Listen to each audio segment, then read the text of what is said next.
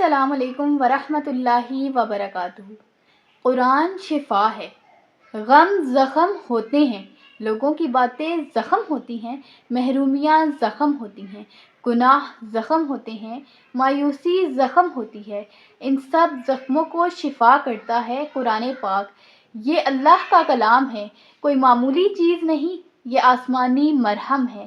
یہ اللہ کی طرف سے شفا ہے مومنوں کے لیے۔ اس کو چھوڑ کر کہاں سے شفا ملے گی، کہاں سے سکون ملے گا؟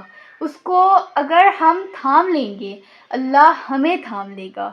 اس لیے ہمیں چاہیے کہ ہم کسی بھی بیماری میں مبتلا ہوں، چاہے وہ کوئی بھی ذہنی، دلی، کوئی بھی جسمانی بیماری ہو، ہمیں چاہیے کہ ہم زیادہ سے زیادہ قرآن پاک کی تلاوت کریں تاکہ اس سے ہمیں شفا ملے، کیونکہ قرآن شفا ہے۔ جزاک اللہ خیراً، احسن الجزاء فی الدارین۔